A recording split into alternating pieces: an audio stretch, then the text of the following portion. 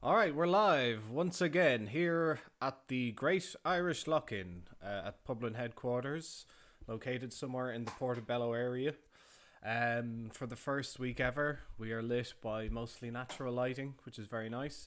I was wondering if anybody was going to show up because it's scorching outside, and if you have a back garden or the ability to hang out a window, it'd be a good day for having a little drink out the back instead of listening to me. But maybe you're doing the same thing. Um, as I said, you're all very welcome back. We're going to do another little pub crawl again. But before that, let me introduce my live studio audience. Once again, I've got Brian and Warren. Yeah, they're not as loud as the others, but I think we've got at least one more on the way. So they're providing a bit of hype. Somebody's just entered the room here. It is Morgan. Morgan has once again joined us. Make some noise for Morgan in the comment section. Not turning the camera around on him. Not wearing a shirt this week, alas. We know Lydia's probably watching in the next room or something like that. It's fine. It's fine that she's not here. It's grand. So this week, as it's nice and warm, I'm going to have a cold glass of white wine. Obviously, it's not Irish wine. I was trying to be patriotic whilst doing this and drink Irish beers.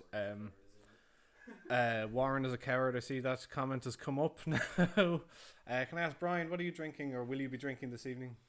2015 Guzz. 2015 Guzz, and is It's it's Lambic. a lambic. Oh, I wonder where you got that recommendation. Morgan, what are you supping on this evening? Peanut butter milk stout. Peanut butter milk stout. Good God, we have an experimentist in our midst. Is Morgan human or feline? This one is human. I know that a feline specimen exists. And Warren, what are you on? I am on Citra IPA by Open Gate Brewery. Citra IPA by Open Gate Brewery. I won't ask you how many you've had today. But no, we're not drinking the tomato wine. We're kind of trying to come up with methods of getting rid of that. Maybe cooking it off, like reducing it until it doesn't exist anymore in a pan, or some kind of cocktails. I've also made some red wine last year from grapes. Shouldn't really have to say that. We actually made wine from grapes, would you believe it? Just took thousands of years of advice from Frenchmen. But we had a little taste of that last night, and I think a few calimochos might be in our future, or we mix it with a bit of Coke. Really talking about the fine Irish quality foods here and drinks. I'd like to pay tribute to Lydia, who is next door, for chopping me hair this week. This is the first experiment in beautification during the lockdown. I had a bit of a mane on me, and Lydia went at it with a clippers and a scissors. There was one point at which I was a bit scared because the three people sitting around me right now were in floods of tears at one slight slip of the clippers. But we pulled it back from the brink, and I'm freshly groomed to talk to yous in full confidence for the next few weeks at least. So it's Saturday. Yesterday, of course, was Good Friday, and much was made of the fact that this is the first Good Friday in 2 whole years where pubs haven't been open. Preceding that, pubs weren't open for 91 years on Good Friday by mandate of the government. It was the case as well that pubs used not to be open on St. Patrick's Day. I think that was the case up until 1961 as well. But like St. Patrick drove the snakes out of Ireland, we drove people into the pubs in 2017. I wrote an article yesterday, kind of reliving former glories of mine, where I, along with friends Rob and Mick, went into the Boar's Head at 8 a.m. on Good Friday morning in 2017 to be the first, second and third people in Ireland to have a pint legally on Good Friday, which was a momentous occasion. We were joined by media from around the world. BBC Scotland, they're all there. You know, the Indo, there's a French radio station. BBC World covered it. So it was obviously huge news that Irish people were allowed to drink once again on Good Friday. we'll all kind of miss the house parties and kind of sneaking around trying to get around the prohibition. And we'll also miss seeing the stag and hen parties roaming around Temple Bar, wondering why alcohol is not served in a city notoriously connected to it. Another article this week, which I don't know, I just wanted to bring up, was kind of a regurgitated article. Was about a banking strike in Ireland in the 70s and how it relates to pubs.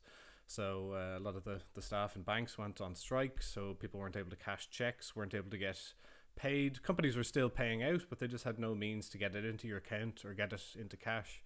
So pubs around the country are, a cash friendly, or were a cash friendly business. So people were able to bring in their checks, cash them with publicans who they knew trusted them, or give them credit in the pub at least, so they could do a bit of drinking and a bit of grocery shopping until it was all over. So you might say pubs came to be the saviors of the economy. You might say that if you're being, charitable. But it's an interesting little look back on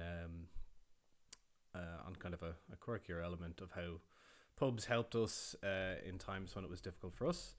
And we'll hopefully be returning the favour to them by drinking loads of Guinness. We're very charitable. We're very good people to help pubs out like that. Deadly Fridays, yeah.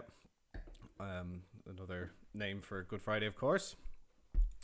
One last thing, more somber note, was some of you might have seen in the last few days that Frank Quinn, who along with his brother Mick owned Toner's Pub, the Waterloo, the 51 and the Lansdowne Hotel, passed away yesterday. I didn't know Frank well, but I know his brother Mick very well, so we just wanted to say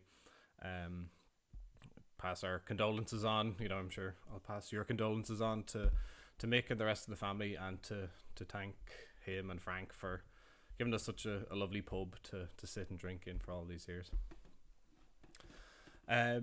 So let's move on to our first pub of the evening.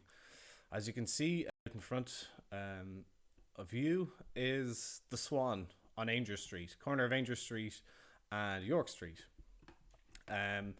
It has been mistakenly referred to, if you look at the pub in a certain angle, as Lynch the Swan, which is not a very popular name for those with the keen interest in animals. But of course, Lynch is the family name of the family that have owned it now for 3 generations, and the Swan has been the name of the pub going back quite a while. I think at one point it might have been called the White Swan, or possibly there was one elsewhere in town known as the White Swan. I should try and get my facts straight as much as possible, because Ronan Lynch just retweeted this, so he may well be tuning in, and some of the other staff might be.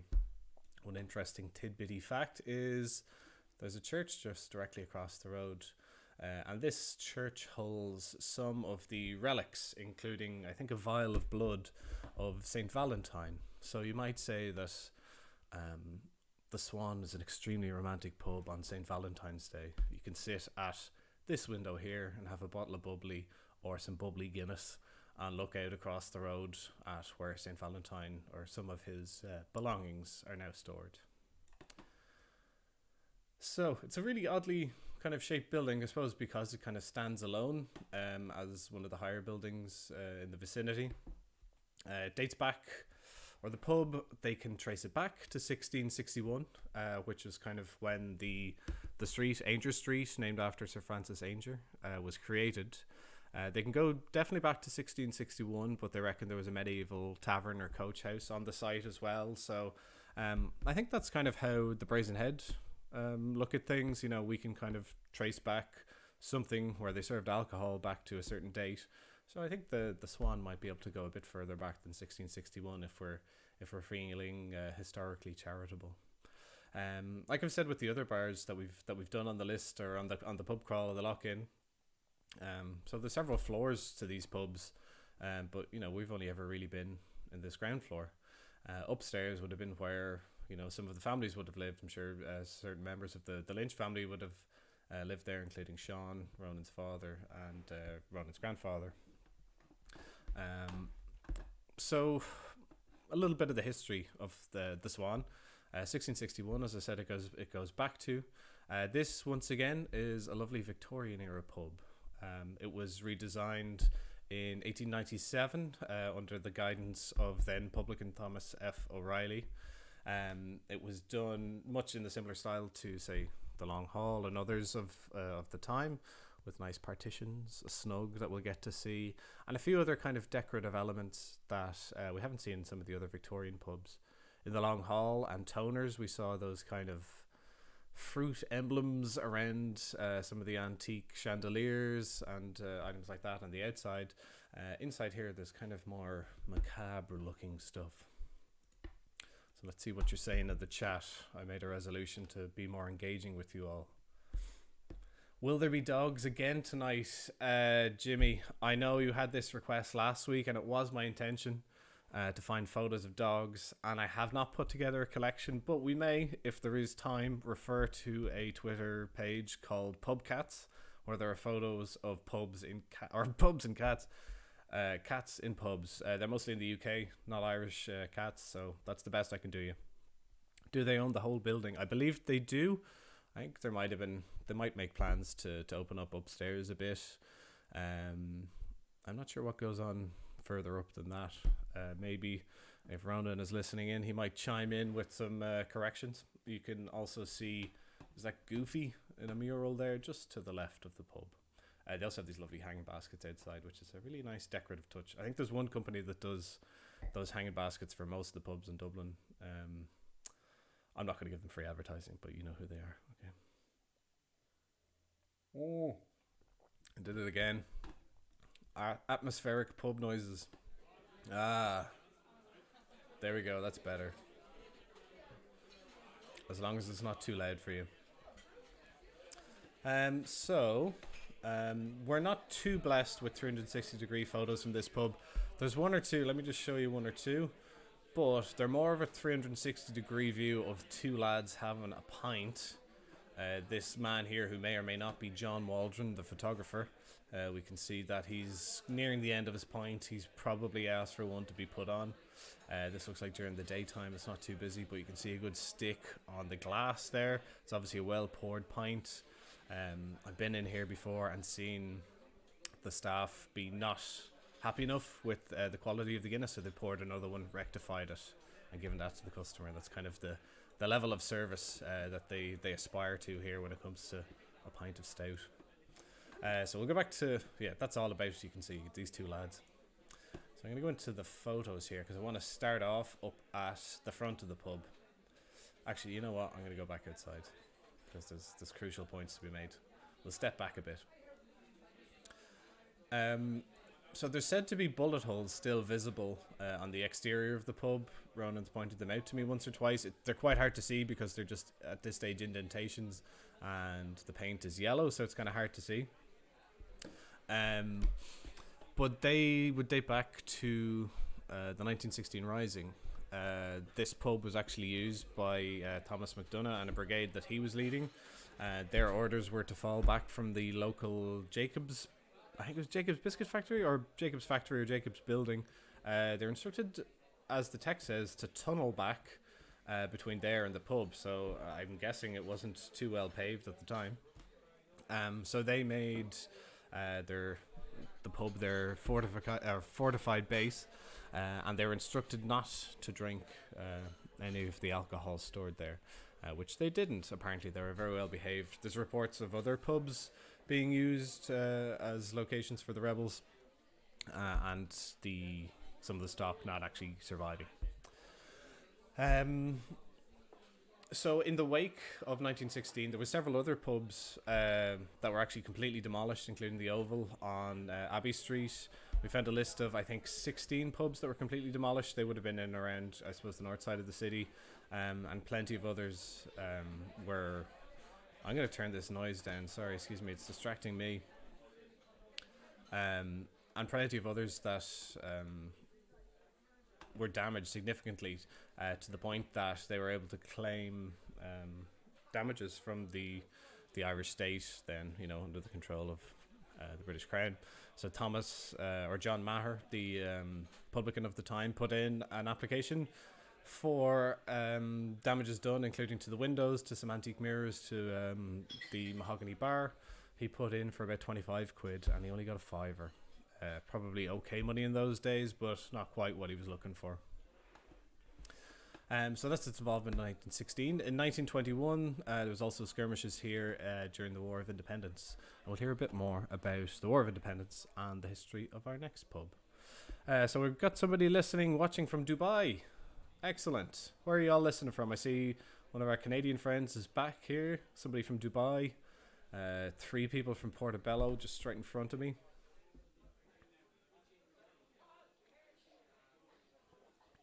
A lot of compliments here for my haircut. I wasn't fishing for them, but you know, they're very welcome. So now we'll go inside the pub. That's too far into the pub. Let me just scroll down. There's one here of the Snug that I want to have a look at. Keep going. Keep going. Okay, here we go. This is very nice. It's very kind of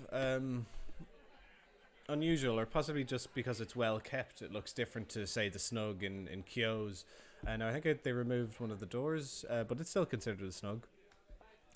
Which obviously I might be repeating myself here sometimes, but there's a classic feature of the Victorian era pub. You had a little bit of space for people to sit in, possibly a lady in the Victorian era who maybe would not have been welcome in the pub, but could sit in the Snug and wait for her order of tea leaves or whatever to be filled while having a little cheeky gin and tonic. You can see over here there's a few cabinets still. Probably tea leaves and spices would have been kept there, and you can see there is a bell where you call for service. I did a list of pubs that still have these bells. I don't think there's any still working, although the new pub, or newish pub, the Thomas More on Ainger Street, just down the road from here, which used to be JJ Smith's, they have, I think it's Dublin's newest Snug, you could call it, but they have a bell in it. I didn't really want to be ringing the bell and seem demanding. But I would imagine if they just installed it, and that's a really new Snug, that it works. It's never so busy that you need to call somebody down to you, though, is it? You can just shout up the bar. They've got loads of these tables in the pub that are the top of beer or whiskey barrels cut out. Quite like that feature. You can see you've got like hardwood floor here, and then quite a lot of it is a mosaic tiling. We'll see a bit more of that, including stuff that features the emblem of the pub. Now, so it's been in the Lynch family for 3 generations. So Ronan is running it now. His dad Sean ran it before him. I think Sean still comes in and does the odd shift. But Sean is notable for kind of essentially turning this into a sporting pub or a rugby pub through his association on the field. He played up the road in St Mary's, played rugby there. He went on to play rugby again for Leinster. He was then capped for Ireland. And he also was famously part of the, I think it's 1971, British and Irish Lions tour to New Zealand, which was the only time they secured victory against New Zealand in New Zealand. Obviously, it had to be in New Zealand because they only tour. So, because of Sean's career, the pub quickly became synonymous with rugby. In fact, when Sean was on tour with the British and Irish Lions, it was the case that he essentially wasn't getting paid much for being with the British and Irish Lions, so he had to find family members to go and take over the pub while he went away for a month, possibly 2. So he needed people to step in. But I suppose it probably paid off for the long run in the fact that people began to come to the pub more and more to see Sean or to be kind of associated with the sporting history and heritage, to the point where Irish internationals used to come quite a lot. There was a group of Irish internationals that would come, say if a game was on a Saturday, they'd be in on a Friday night for a pint, possibly 2. I don't know how many more than that they'd go. But they had a little tradition that they would come into the Snug, and there was 2 old ladies that used to live in the flats across the road, and if those 2 ladies were sitting there when they come in to check the Snug, that was a good omen for the match the next day, that they might win. This was during a time, I think like late 80s, correct me if I'm wrong, where Ireland, weren't advancing as quickly as other nations when professionalism was coming in. So let's scroll back up.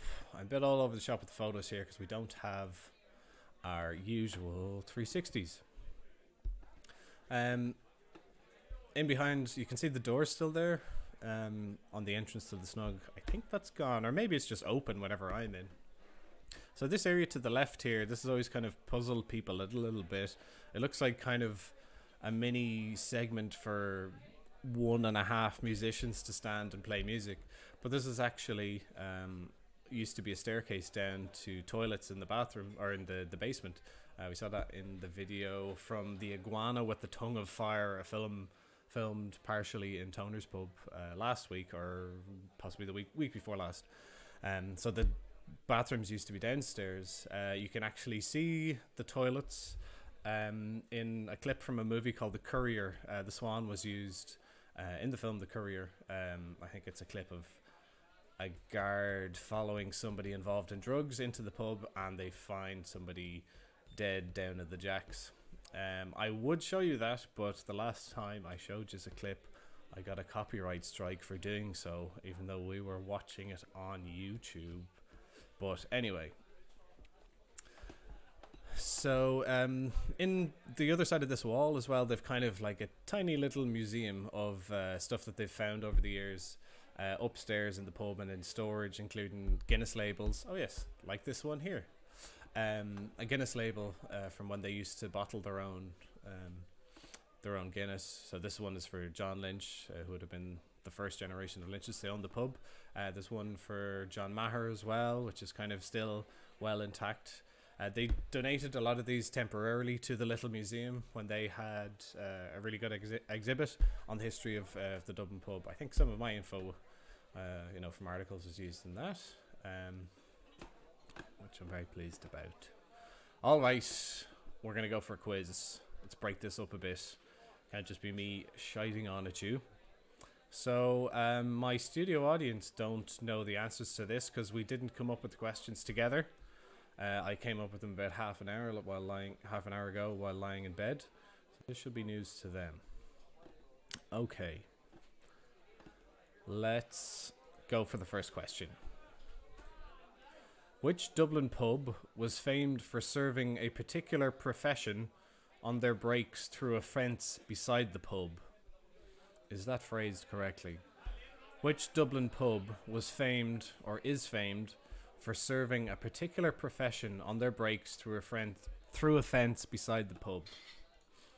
So these people would have been hard at work, manual labour, possibly using a fork or a shovel. Shout out to the little museum, indeed. I know. Oh, Brian thinks he has it. That's correct, Brian. He hasn't said it out loud. Oh, yeah, I think Leishak has it there. Yeah, okay, everybody's. Kavanagh's the Gravediggers. That's correct. I started with an easy one. I know you should get that. Hole in the wall. I'm afraid that's incorrect, Kate. But I can see that. The profession might be President of Ireland that you pass the Guinness or the pint through. Gravediggers. Well done to all you smarty people. Oh yeah, Gravediggers, of course. Yeah, you just seen that. Other people typing it. Come on, man. Okay, here's a slightly harder one. So, what is the only pub Chelsea Football Club owner and Russian billionaire Roman Abramovich is known to have visited? What is the only pub Roman Abramovich is known to have visited in Dublin? Known by me to have visited, just in case. This could be a complete farce, but bear with me, sure. What else are you gonna change the channel? Unlikely.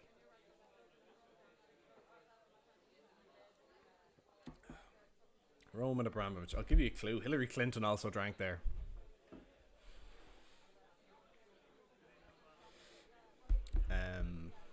They have a photo of Hillary Clinton, but they don't have a photo of Roman Abramovich. O'Donoghue's, not to my knowledge. D2, I think he had made a reservation, but cancelled at last minute for D2. You wanted to use the back garden. Said this the other week. Coppers. No. Coppers has to be mentioned as a joke answer at least once a week. The Mez. No. That is not correct. Let me see. McDade's. Excellent. Ronan Jameson. That's kind of one you can't really figure out. You have to know it. Yeah. All right. Well, you come up with the question. Legs on Leeson Street has to be. Tis not. Okay. I can think of 6 answers to this question. Can you name any Dublin pubs that used to be banks? Dublin pubs that used to be banks. So you can kind of tell by the exterior of some of them, or the interior, or the fact that you're sitting on a safe while having a pint of Guinness. Banks. Pubs that used to be banks. There's 6 that I know of. I think there's more. So I'm going to still say no to you if you say an answer that I don't agree with.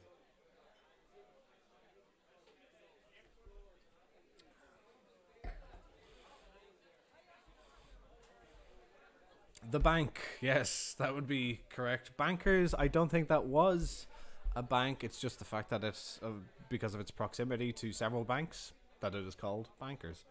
The bank on Dame Street, the bank, Bankers. Toners used to have a safe. That is correct, Mick. We've been over this. You learned this from me. Grand Central, well done, Kate Bailey. That's correct. That was also where I think it was it the first radio signal was ever broadcast from, when they were broadcasting news of the 1916 Rising was done from the top of Grand Central. The Exchequer.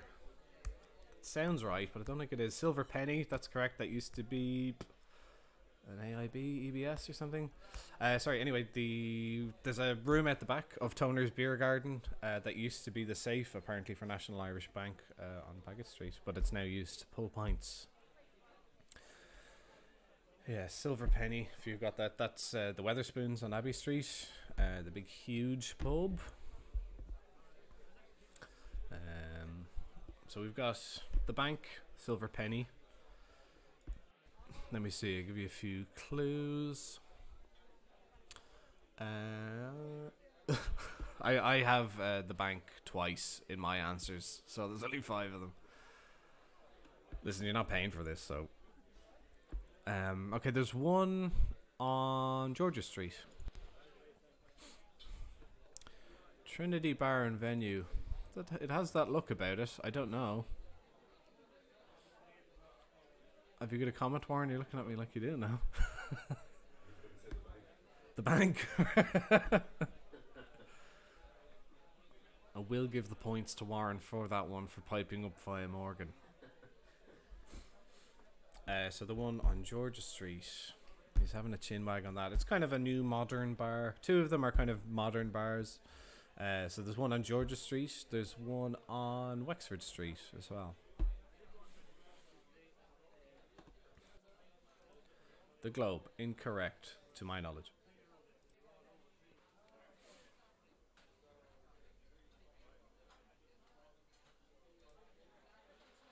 Hogan's, incorrect to my knowledge. Oh, Paddy Losty has joined the chat. Good to see you, Paddy.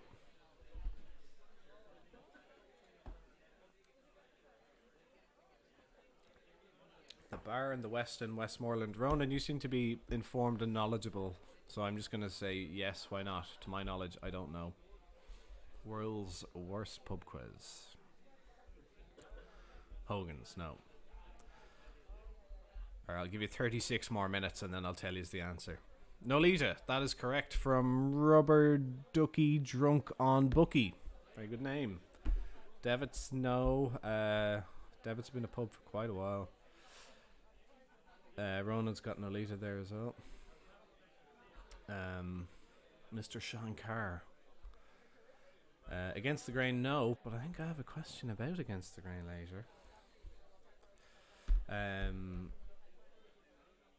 Think of what would you do in a bank? You might blank currency. Um, I love the quiz, and John, thank you. I've never met that person, and I don't run a side business with her at all. Thank you very much.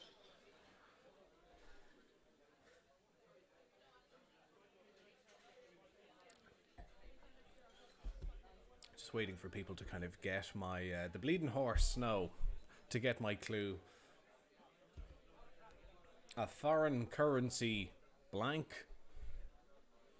The exchange, Camden Exchange, grand. We're through that. Thank you very much, Tom Tube.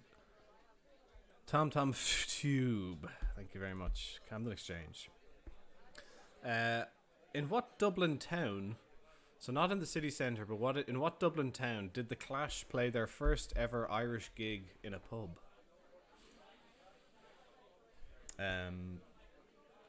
So I'll tell you the pub. No, actually, I won't. I'll tell you the pub if you get the town. That's what I meant to say.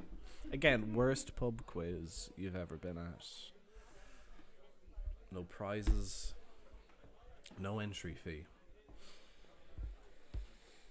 I believe the Clash played in the Buttery, but they also apparently played in this town. Howth. That is incorrect, I'm afraid. Some good venues out there, though. The Abbey Tavern. Played host to a lot of gigs.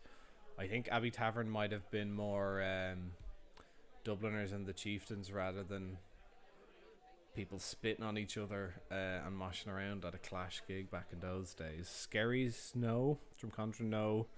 Tullamore, no. Don't bring Tullamore into everything. Rathfarnham is also incorrect.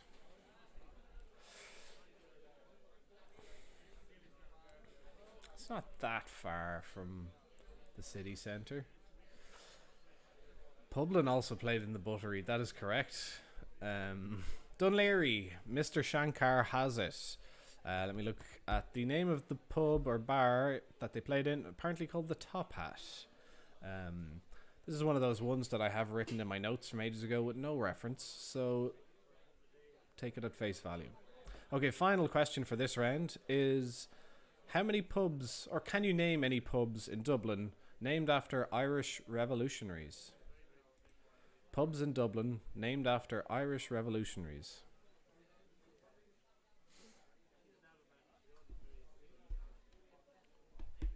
I was going to read out a fact here, a factoid that it could be true, could not, from Almoza. Here's one for you. The bank on Dame Street still has the butt of a flagpole on the top of the building, which was chopped off by the Easter Risers in 1916. The flagpole had the Union Jack flying from it. Ian thinks he got the answer right. I'm not even bothered scrolling up to see if he did. Daniel O'Connell. Is there a pub called that? Probably. Well done. I mean, specifically named after the Patriots. Yeah, I suppose that works. Padraig Pearse, yes.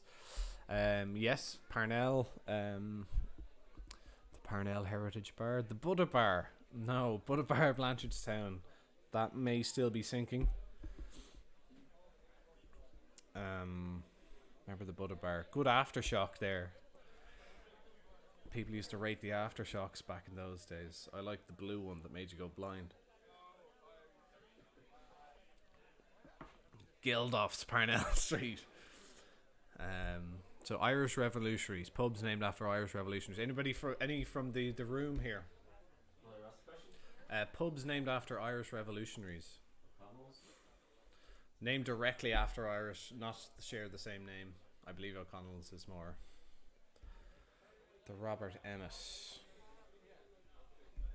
Sure. Think one pub that you really like, Warren. Doesn't necessarily sound mad Irish. No. John, do you reckon you know every pub in the city centre? I'd have a fair whack at the city centre. Beyond that, there are more knowledgeable people than I would say, for sure. I have not been in all of them, though. I'm sure there's a good few people who've done that. City centre pubs, all of them. There's a really nice pub. I know for a fact that a lot of people in this chat really like this pub. Um, the name would suggest, British landed gentry. Um, but pardon? No. Think it would have been one of the answers for our monarchy or regal. Marty Whelans. That is incorrect. He's yet to stage his uprising. No. Um, Lord Edward. the Lord Edward. We have a correct answer from Warren here. There's one on Marion Row as well. It was also the name of a fictional pub in one of the series of Love Hate, which was on the Keys. Well-known revolutionary, but lesser known Lord Edward. Jimmy's got that as well. Okay, I'll just give it to you. The Napper Tandy, or Napper Tandies. So let's move on, and we'll talk more about the Swan again, because we've spent an awful lot of time there in the quiz questions. I'm indulging you too much. Now, I'm trying to find a photo of a rather horrific face. You're looking at one, says you. But there's a feature in the pub that we always point out when we're doing pub crawls, because it's kind of a nice, unique enough feature of a Victorian era pub that we haven't seen in others. Let me see. Come on. Does it exist? Anyway, it's the face of a gargoyle. There's a partition separating the snug and the main bar, and over that there's a gargoyle face, which kind of would have been, the Victorian era was a time when the macabre was of interest to people. People held a lot of seances. They were interested in the afterlife, and including the afterlife would be devils and demons and such. So that was actually carved into one of the elements of the bar. Oh God, I can't find it. This is where preparation comes in, but it's over the other side of this. I think there's a monogram of one of the previous owners. I'm not giving up, actually. I want to see this face. Good God. Nobody notices it. That's why there's no photos of it. That's how good a tour this is. Anyway, if you walk into the pub, you'll see on the other side of this a gargoyle-ish face.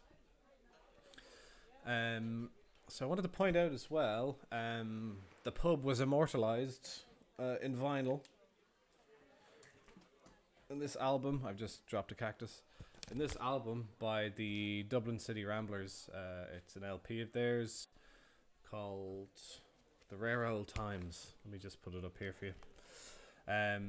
So that's that's a pint in the Swan, a bottle of Guinness, and on the back you can see the taps there. I'm not going to play it because Dublin City Ramblers will probably give us a copyright strike for that. So that's your second musical tidbit for the day. I wanted to give a shout out as well to all the staff that work in the Swan. Part of the reason why you keep going back to the same pub is, a pub can look nice, they can do a nice pint of Guinness, but if you don't kind of either get to know or get a smile from people that work there, or if it's not efficient, you mightn't go back. And I think they've always had a lot of staff that have been there for a few years. I've gotten to know them a bit. Dave and Carrie, always pleasant to have a chat with. Ronan, who runs the pub as well. I think you could say that an owner's attitude kind of permeates the place, and it's kind of a testament that those people have stuck around for so long, because it is a nice place to work. There's the mini museum there that I was talking about. I can't really inspect it as it is, but so I went around one day around this pub, and I counted how many times you could find a Swan icon, inside or out.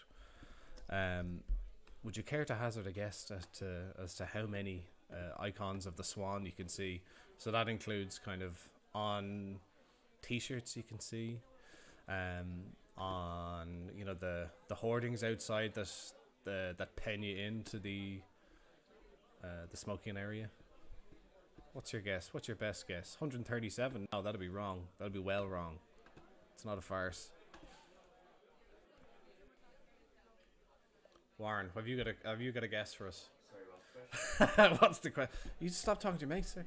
How many icons of the Swan do you think there are inside and out the Swan pub on Ainger Street? Like depictions of a swan of any type. Oh,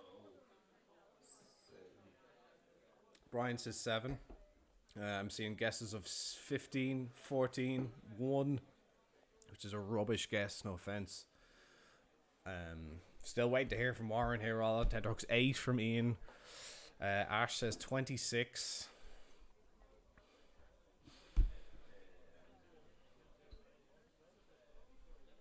Zero. Jesus, that'd be a turn up for the books. Warren does not care enough to give me an answer, so we're moving on. 23. What were you gonna say? He literally just has to pick a number out, but he's not doing it. 72. 72 is his question. He might as well have kept his mouth shut. No offense to him. What a farce indeed. Thank you, Brian. The answer is... I'm just going to drag it onto screen here. The answer is 13. Let's go through it. The outdoor mosaic, which is probably the nicest of the lot. There is a cigarette butt in the middle of it and a bucket with cigarettes there, so maybe not the best photo to show you, but it's very nice, isn't it? It's a nice feature. Then there's the outdoor walls. There's 3 there. There's these little decorative swans here. I have a lot of time in my hands sometimes, so that's why I found these decorative swans inside and counted them all. I was going to say for your entertainment, but let's be fair.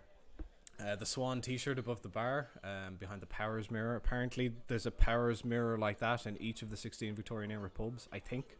Powers tweeted that there the other day. Oh, would you look at it? There's a swan, where a swan is telling another swan about the size of, I think, the pint or the sandwiches in the Swan bar, which they do at lunchtime. Very nice. The etched glass, that's one you'd miss, especially when it gets hot and steamy in here when there's loads of people. The copper ornament above the entrance to the lounge looks very nice.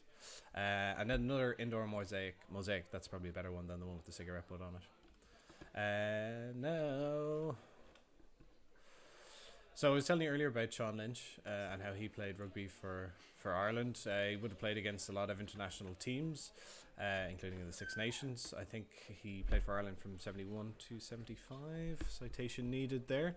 The reason why I'm talking and stalling is I'm trying to find the photo of the football or the rugby jerseys of the opposition teams he played against. So they would have been from Wales, England, South Africa, New Zealand.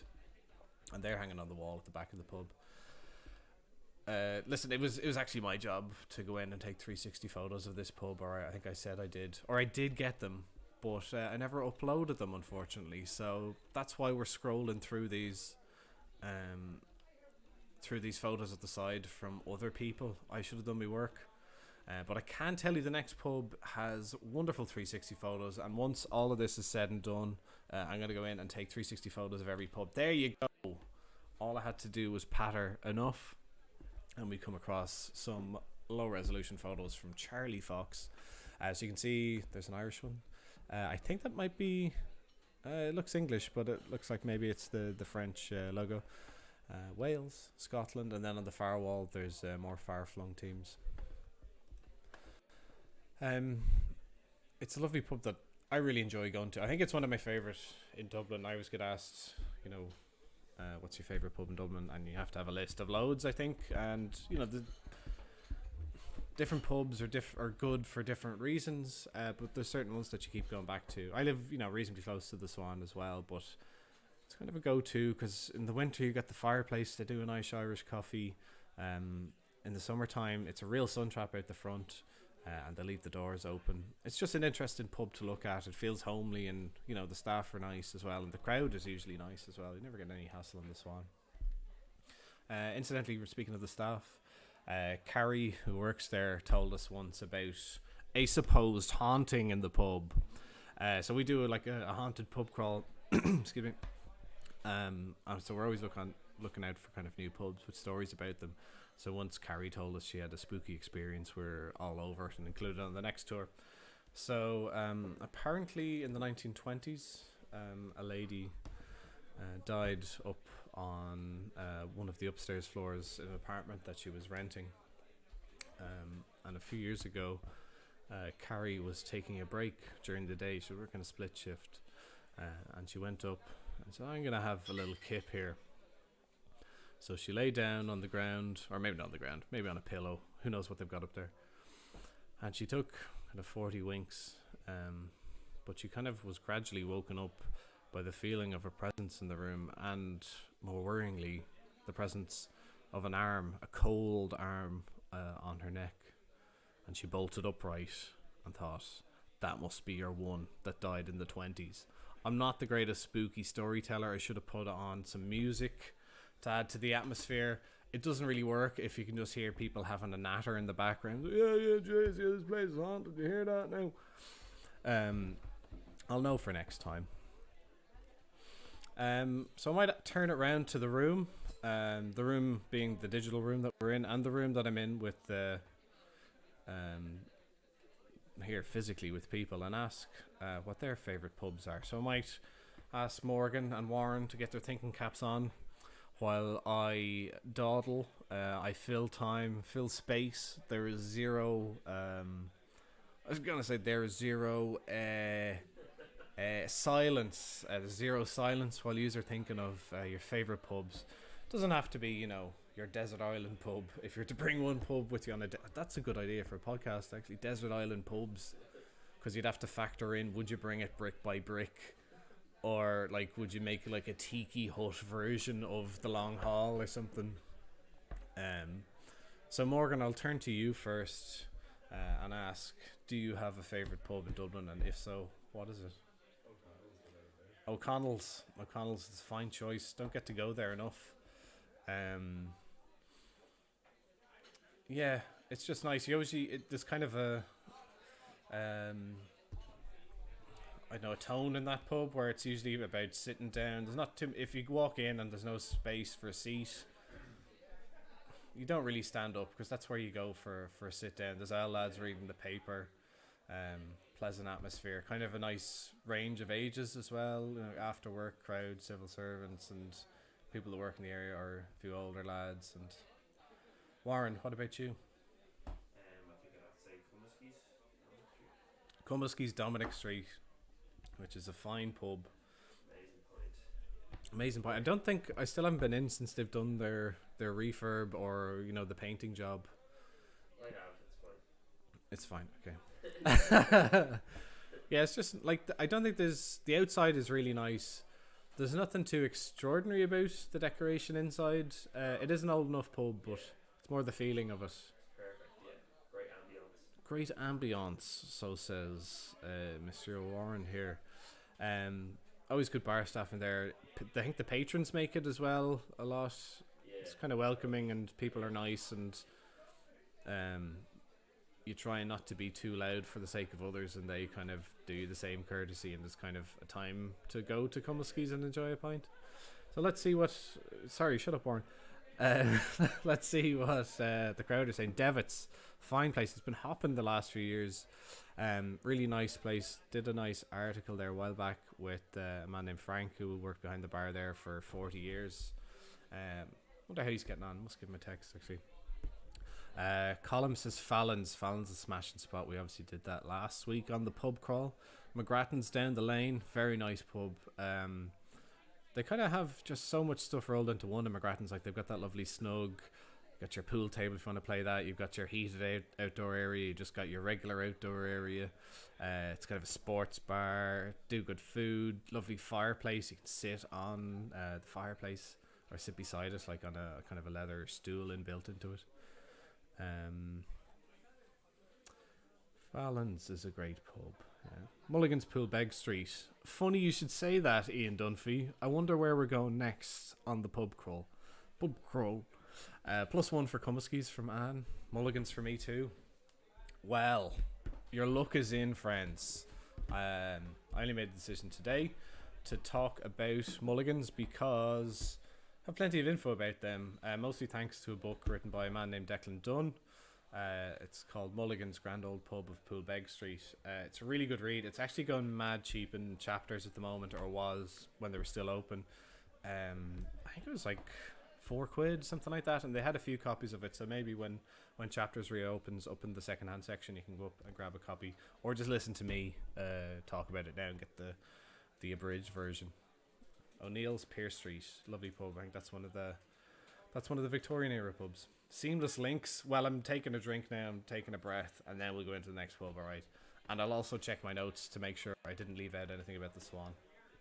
All in all, Swan is a gorgeous pub. Kind of one of my favourites. It's nice to go for a pint for an Irish coffee. There's a segue. Just a nice atmosphere. So on we go to Mulligan's of Poolbeg Street. Luckily for us, as I said, we have more 360 photos of this place, so it's a bit easier to navigate. So the sign outside says established 1782. So apparently it was like Toners. It was established as a grocer's first that would have sold a lot of drink, and then kind of turned into a pub gradually. And actually, the first two owners of Mulligan's, the second and third owners were actually chairs of the Licensed Vintners Association, or its equivalent back in the day. So it was owned first by the Walsh family, then a family by the name of Fyan, Fyan, and then taken over in 1851 by John Mulligan and Alicia Halpin. So I believe since John Mulligan and Alicia Halpin owned it, it was called John Mulligan's, but every subsequent owner has kept that name. Which I suppose is kind of unusual. He must have been a very well respected and loved man, or else the pub was respected and well known, so people wanted to keep the same name. So if we spin around a bit, I know this area. Oh, this is a relatively new photo. This area is not famed, with the exception of Mulligan's, for its beautiful buildings. We have that awful Department of Health building there. But on that site, once upon a time, there was a theatre, the Theatre Royal, which would have been a place where people would have gone for shows, mostly music. There would have been cabaret shows. There was a group of dancers called the Royalettes who used to dance there as part of the act, and we'd go in and have drinks in Mulligan's afterwards. But because of the proximity of the Theatre Royal, the pub benefited loads from custom, from people going to the pub, and also people that work there behind the scenes, and people that would have been performing as well. So apparently the queue used to come up by Mulligan, so if there was more than one of you queuing, one person would keep the spot and the other one would go in for a quick drink into Mulligan's while they're queuing for the Theatre Royal.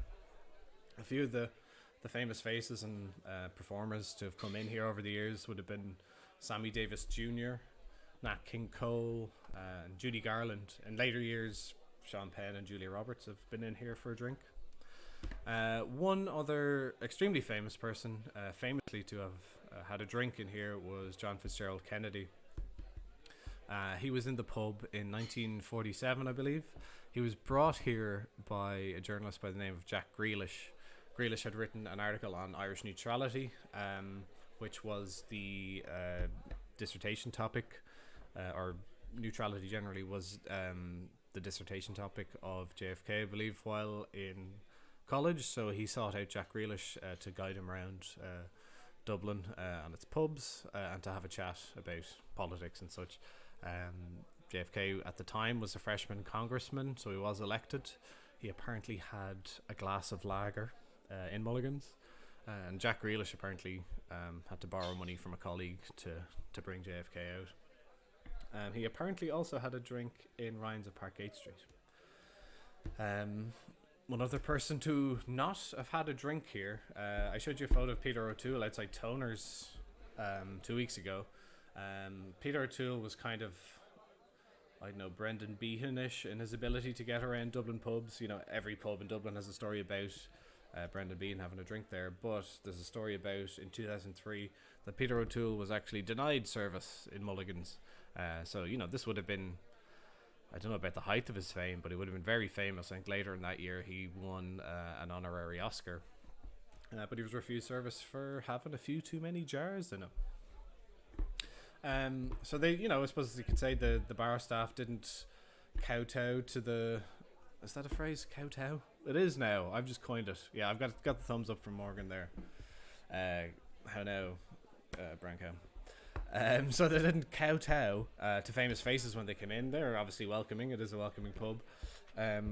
But they did know how to treat people or turn their nose up at them if they were perhaps not behaving in a way that befit the pub. So I want to read you a little quote from the book relating to a ballet dancer who came into the pub. Not all famous people found Mulligan's a pleasant experience, however. When the ballet dancer Wayne Sleep arrived on the premises, he did a pirouette and frolicked up and down the bar in front of a perplexed and wary Gary Cusack, who was on duty. Both he and his fellow worker Sean Keegan attempted to assess the sobriety of Sleep and his entourage. When the dancer had completed his routine, he ordered a Jameson whiskey, emphasizing the brand's 3 syllables with equal stress. Jameson, I assume. Gary Cusack concluded his assessment and, in true Mulligan's tradition, expressed his response concisely. Good luck. Sleep understood the direction to leave, and he and his troupe departed. So it was a nice welcome. So the pub was also used as a filming location for several films and TV shows. Sorry, I'm just reading the comments here. I was distracted. So one of the more modern ones would be Bachelor's Walk. This is the pub that they used to come into and sit in. But it was also, I suppose, I'm going to make up this attribute here. It's the first Irish pub depicted in an Irish soap. So Ireland's first soap was called Talca Row. I think it was 1964. And they used Mulligan's pub as a model for their set for their local pub, because you have to have a local pub in Britain and Ireland if you're having a soap opera. There was also a version of Portrait of the Artist as a young man filmed in the pub, which ties in well to the fact that James Joyce featured this pub in some of his writings. There's a plaque outside kind of chronicling his connection with the pub. So Joyce wrote a short story called Counterparts, which was featured in Dubliners. And Counterparts is about a civil servant by the name of, I think he's a civil servant, he's a clerk, by the name of Finnegan, who goes on a bit of a pub crawl.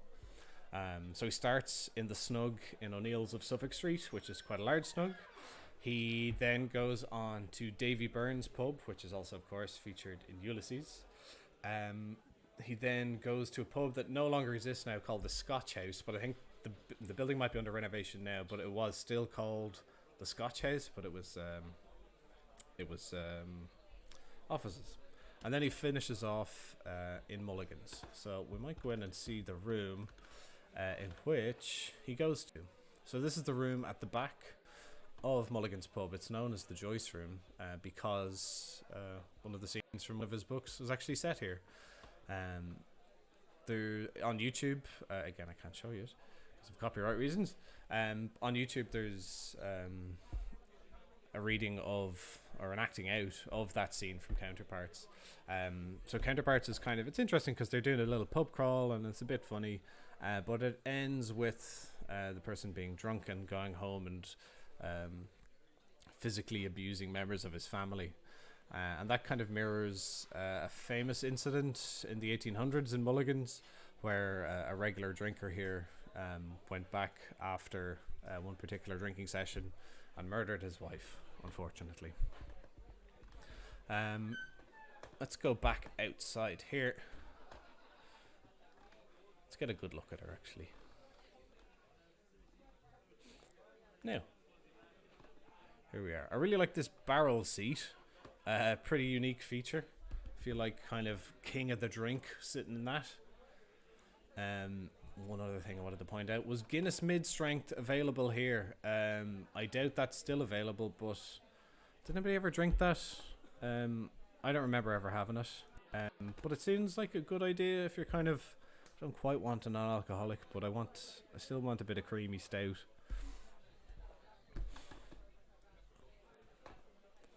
Let's spin around here now. As Brian suggested to me yesterday, this is a nice little alcove here.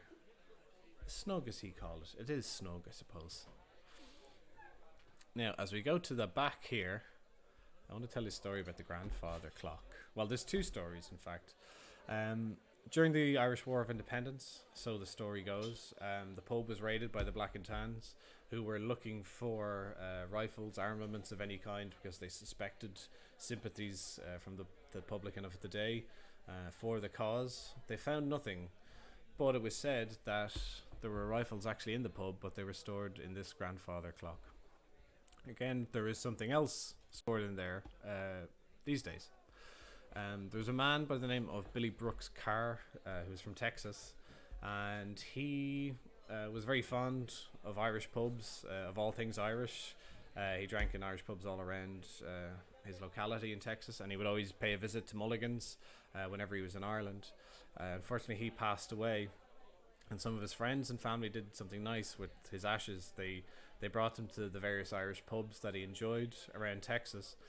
And one time, a friend of his was on holiday and came to Mulligan's. So I want to read you another little bit from the book that explains the story of Billy Brooks Carr and his association with the grandfather clock.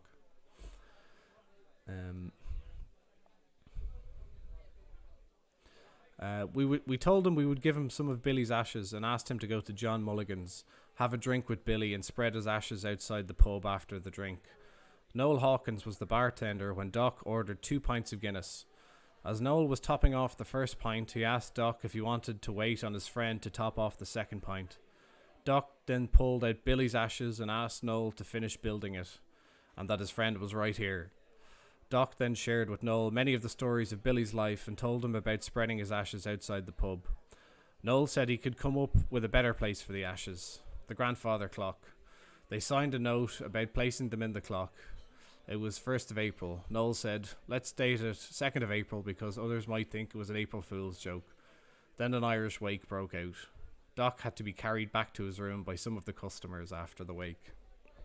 So that's kind of a nice tribute to a friend and a nice memory and a nice place for his family to visit in years to come.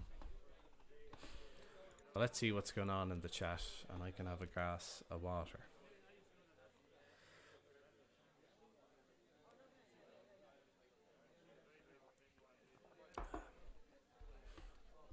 Non-alcoholic Guinness seems to be coming soon. That's from All Things Guinness, of course. He wouldn't miss one of these.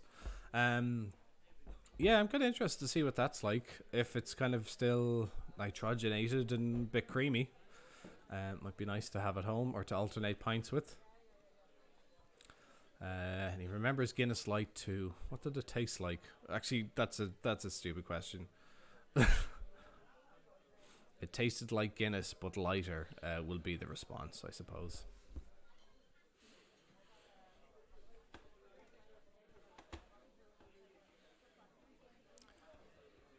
Alright, so we're coming to quiz time again.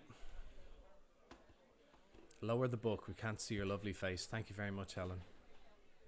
Okay, so we're coming up to quiz time. So I'm going to get you our first question. So I told you there was going to be one about Against the Grain. What did Against the Grain on Wexford Street used to be known as?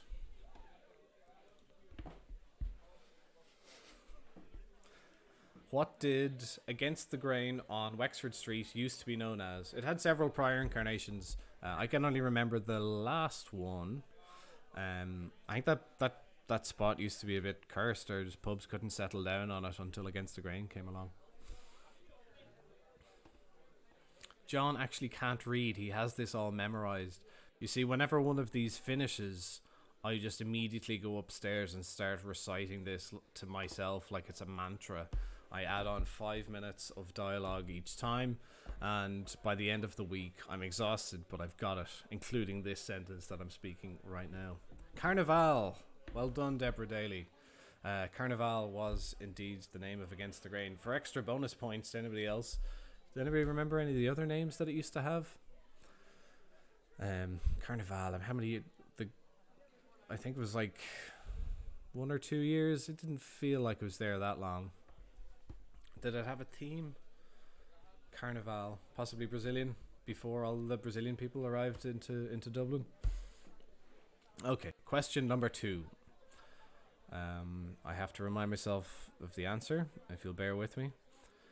Okay, what do these pubs all have in common? Or what am I looking for in common? Lundy Foots, Patter Carney's, Patter Brown's, and Nancy Hand's. So what do these pubs all have in common? Lundy Foots, Patter Carney's, Patter Brown's, and Nancy Hand's.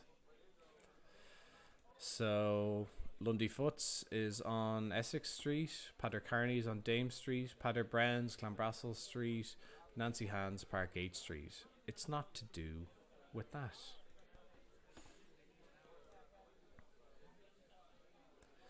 Owned by Dermot Doran, is that so? Referring to Carnival. That's interesting.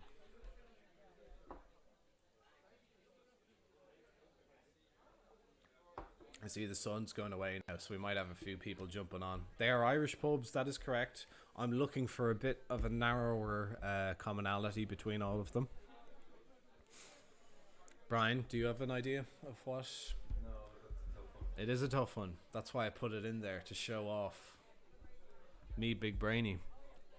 You're barred out of all of them. Oh, incorrect. Only barred out of 3 of them. All winners of Countdown. I will have to check that.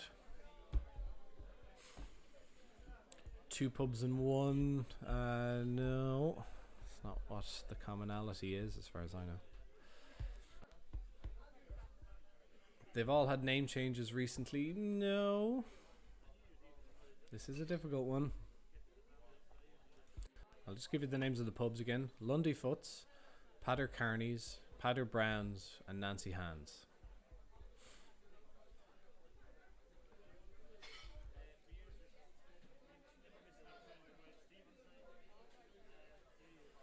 Pubs in Dublin. Mix refining it slightly.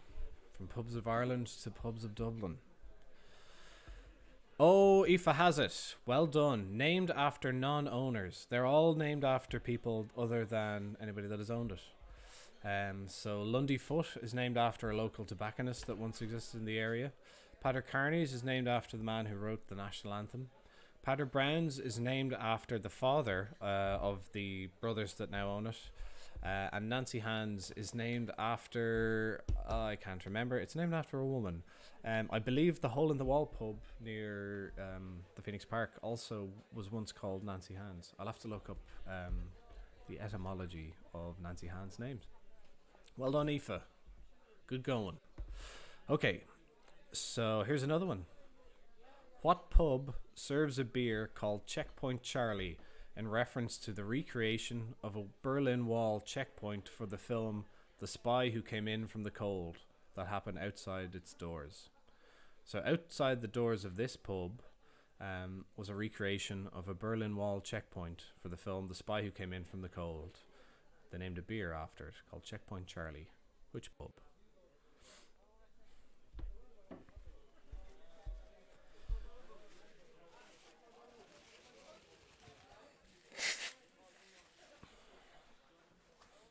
Excuse me. So I really don't want to read that question again because it's I haven't phrased it well, let's be fair. But I think Cobbler, we've got it. Deborah has it. Cobbler, the cobblestone in Smithfield. So there was scenes for the film The Spy Who Came In For the Cold filmed in Smithfield Square outside the pub, and they've paid homage to that in the form of having a beer called Checkpoint Charlie. If you know who the brewery is, I'd like to know. I should know. Next question. In which pub did James Joyce supposedly meet his wife Nora Barnacle for the first time? It wasn't a pub at the time, it was a hotel. Think Trinity College. In which pub did James Joyce supposedly meet his wife Nora Barnacle for the first time? It was a hotel, it's now a pub.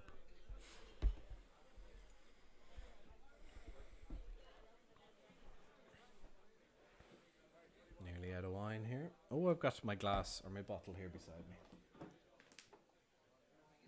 I'm not talking to myself, Brian. I'm talking to my legions of fans. Because silence is death in this game, you know?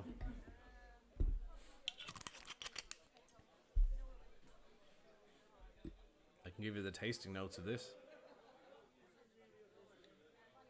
White wine. Definitely white wine. It is not Kennedy's, although they do have an association with other literary figures, including Samuel Beckett, who used to drink there, and what's his name? That chap, Oscar Wilde, used to work in a grocery store, partially on the same site. We have the correct answer from Brian Dunphy. It is the Lincoln Inn or Lincoln's Inn. If you're walking towards Lincoln's Inn, coming from Nassau Street, you'll see up on the side of the building, there's still a mural with the name of the hotel as it was, and they have quite a large sticker in the window saying that this is where James and Nora met. It is Oyster Bay wine. What do you think of it, Almuza? It was on special to €13. I don't know if that's much of a reduction. Brian? No idea. Okay, grand. Yeah. Maybe 50 cent off. Okay, the final question of this round. Jack Charlton had a part share in what now defunct Dublin pub. It was famous in its day, mostly as it related to music. So I'll repeat that. Jack Charlton had a part share in what now defunct Dublin pub. It was famous in its day for its association with music. And it's not Harry Ramsden's. A wood! Full of protein. Brian Dunphy there celebrating in the comments that he got one right. Well done. All the way from London. Somebody in London who hasn't been in Ireland all that much got that question right. Fair play to you. Your blood runs green.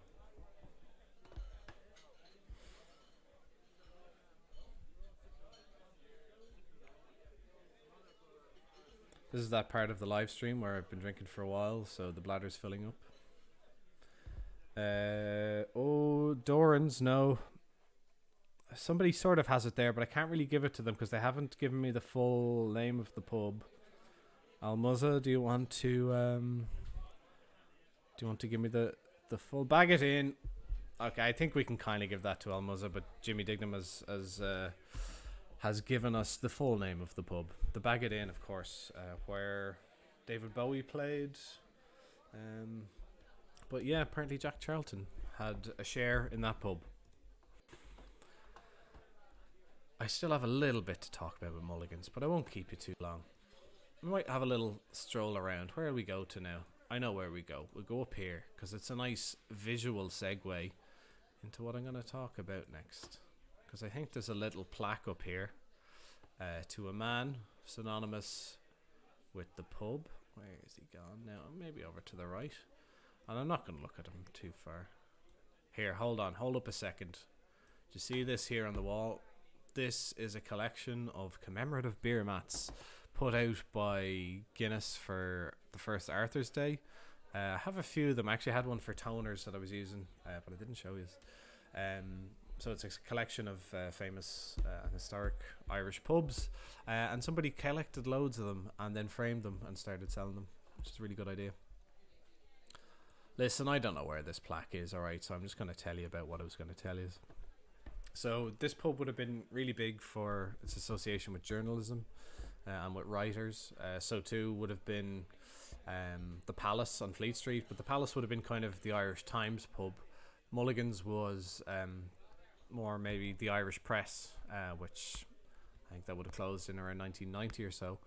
And one of their writers, sports writers and reviewer, a man by the name of Con Houlihan, is quite a famous and renowned writer.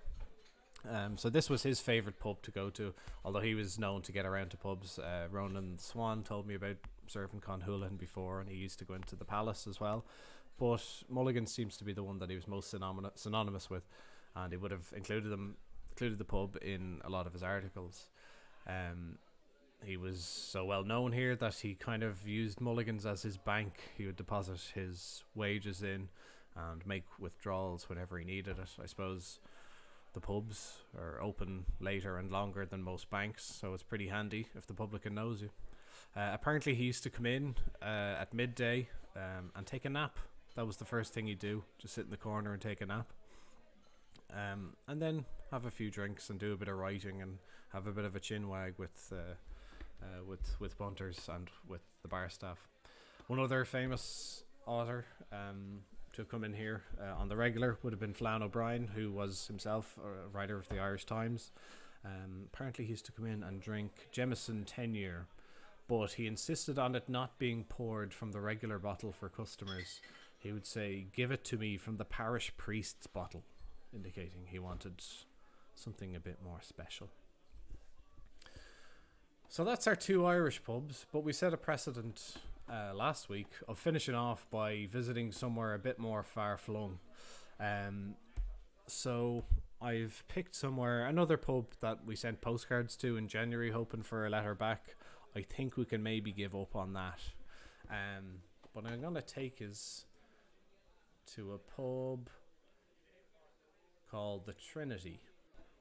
It shares some iconography with the Trinity Bar on Dame Street. So, where are we now? Lots of SUV type Land Rover-y kind of cars. Jeez, they're everywhere. This must be a very expensive place. Trinity Irish Pub. What country are we in? Without looking at the tab name or having a general knowledge of geography. Let's turn around. Where are we? We're in Trinity Irish Pub in... I thought we're at the right entrance. I don't think we are. But anyway, we're in Vladivostok in Russia. Let's have a look inside. I know nothing about this pub, so we're really just going in blind. There we are. Guinness. Do they have it on tap? That's the question. On draft. I see a few other pub. It's Spaten there. That's German. I think that's Heineken. Yeah, it looks exactly like McDade's. I mean, McDade's has a Argentinian football jersey. There's an Irish football jersey, in fairness to them. Let's go up here to Dublin, that way. Samuel Eto's jersey. Let's go up and have a look at the stage. There you are, a podium with the Irish tricolour on it. If you want to go up and give an address, just start ranting and raving about Irish republicanism or the 1916 riots, and you get up there and people have to listen. It's only good manners.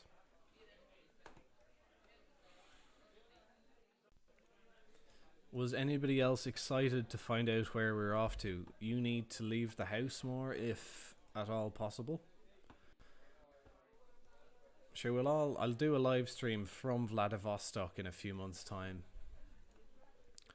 Anything else here discernibly Irish? A few footballs. There's a Guinness price list. Is that a Guinness? I don't think it is a Guinness tab. Right, we're going to go have a look down here. Israel. No, that's an old comment, I take it. Has anyone seen a Guinness tap? It might just be disguise. This might be the kind of place where you can only really get a can. Remember getting to an Irish pub in Ho Chi Minh City in Vietnam, and you get a can of Guinness, and they had some kind of device where they'd pour your can into a glass, set it on this thing, and then it would kind of gradually shake it a bit. They obviously just didn't want to bother going to the difficulty of learning how to correctly pour a can of Guinness with a widget in it. So they just had this gentle murmur, kind of shaking kind of thing. Good details again.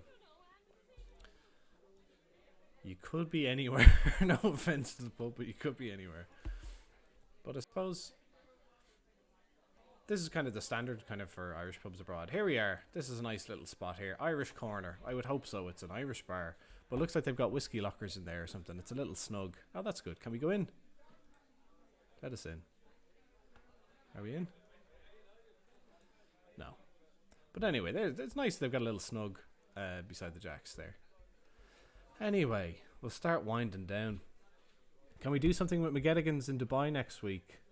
Absolutely, you're actually on the list for... I was looking at going there in future weeks. So, Almoza, can you send me an email? It's on the Publin website, publin.ie, so it's publinie@gmail.com, and we'll come to Dubai next week. So I have to apologise to Jimmy that there's no surprise next week, but we will be going to McGettigans in Dubai next week, and we'll have a bit of a look around. I've heard about that loads, because it's always featuring in like international pub awards and stuff, or Irish pub awards, so be very happy to go there. So what are you all doing with the rest of your evening? I'm going to start off the rest of my evening with a big long pee, not to be too crude about it. I might sit here with Brian, mulling on the next week, and having a little drink.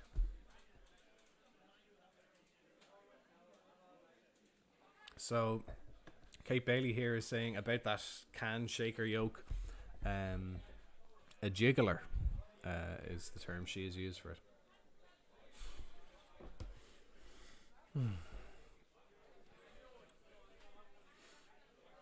Yeah, so we're off to Dubai next week. Obviously, I go to 2 other Dublin pubs. I'm going to try and branch out a bit. I've been using pubs that I already know a bit about, but I might try and dig in, maybe do a bit of a challenge and pick a pub that I don't know too much about, but hopefully has good photos, and dig up stuff from the archives and go through the books and find out a bit more. I'd like to commend my friends for just a little less slagging in the comments this week. I've been very supportive. All these nice people are winning out over yous.